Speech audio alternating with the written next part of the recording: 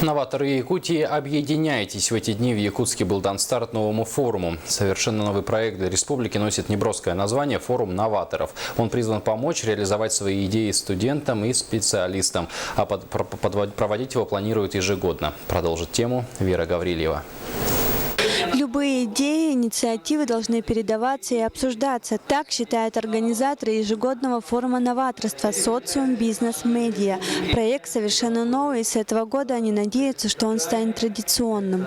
В форуме принимают участие более 200 студентов и молодых специалистов. Здесь говорим о новаторстве для того, чтобы улучшить нашу жизнь, скажем, якутян, сделать нашу республику прогрессивной частью российского пространства и достойным участником мирового пространства. В рамках форума приглашены специалисты в таких сферах, как экономика, бизнес, инновационные технологии и многое другое. Как считают организаторы, именно эти сферы способны выработать идеи. Якутия давно двигалась, и, возможно, здесь также есть определенный резерв и потенциал для развития инноваций, поскольку, например, алмазы используются, как известно, в производстве электронных компонентов в квантовых компьютерах, в частности, поскольку эта тематика сейчас развивается во всем мире, возможно, ее тоже стоило бы изучить и присмотреться в республике.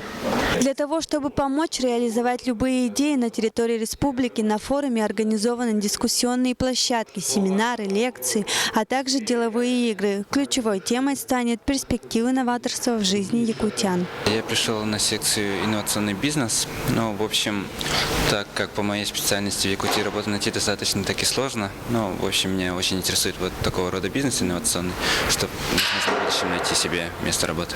Форум пройдет с 21 по 23 августа в Институте управления при главе Республики Саха-Якутия. Вера Гаврилева, Евгений Лугинов, НВК Саха, Якутск.